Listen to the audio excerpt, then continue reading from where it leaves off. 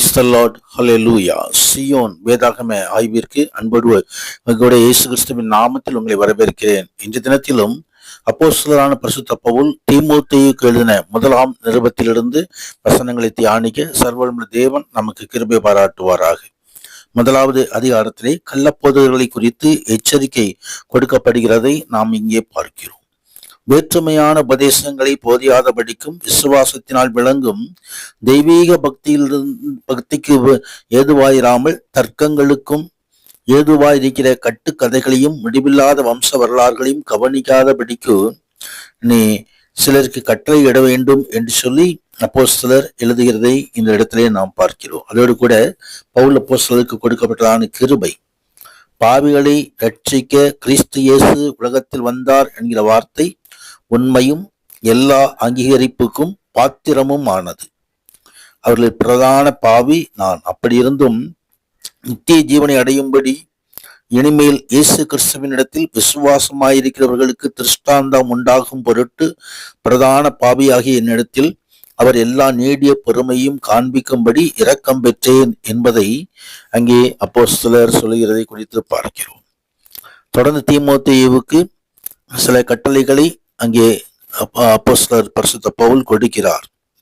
நீ விசுவாசமும் நல்ல மனசாட்சியும் உடையவனாயிரு என்று சொல்லி அங்கே ஒரு அறிவுரை கொடுக்கிறதை குறித்து பார்க்கிறேன். 2வது அதிகாரத்திலே பக்தி விருத்திக்கு ஏதுவான அறிவுரைகள் இங்கே கொடுக்கப்படுகிறது.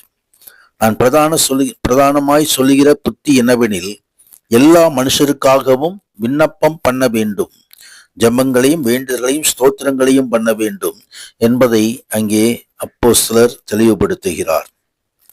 எல்லா பக்தியோடும் நல்லொழுக்கத்தோடும் கலகமில்லாமல் அமைதலுள்ள ஜீவனம் பண்ணும்படிக்கு ராஜாக்களுக்காகவும் அதிகாரம் உள்ளவர்களுக்காகவும் அப்படியே செய்ய வேண்டும்.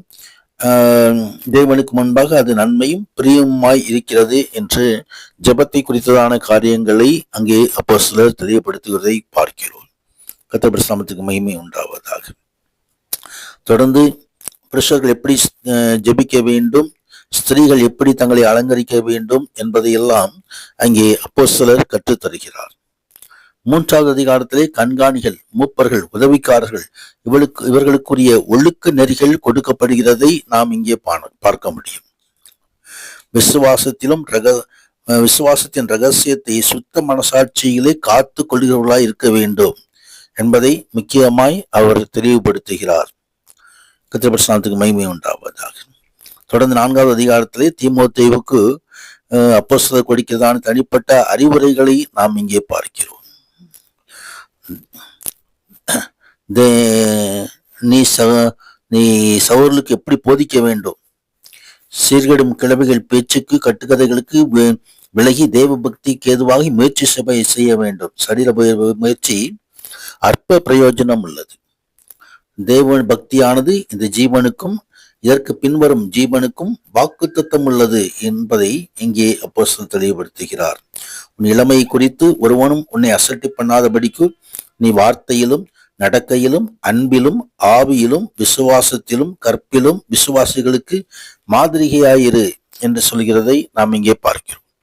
தொடர்ந்து 5வது அதிகாரத்திலே விதவைகள், மூப்பர்கள், அடிமைகள் இவர்களை குறித்தான உபதேசம் கொடுக்கப்படுகிறதை குறித்து பார்க்கிறோம். முதிர் வயதுள்ளவனை கடிந்து கொள்ளாமல் அவனை தகனிப்பனை போல, பாலிய புருஷரை போல, சகோதரனை போல, முதிர் வயதுள்ள ஸ்திரீகளை தாய்களைப் போல, பாலிய ஸ்திரீகளை கற்புடன் சகோதரிகளைப் போல பாவித்து புத்தி சொல்லு என்று சொல்லி அங்கே அப்போஸ்தலர் அறிவுறுத்துவதை நாம் பார்க்க முடியும்.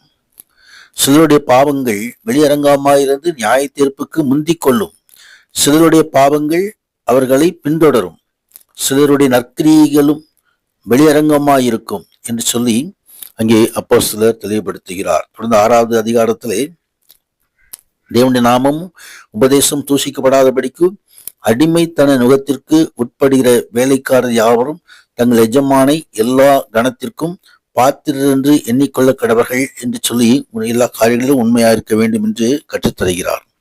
பண ஆசை எல்லா தீமைக்கும் வேறாயிருக்கிறது.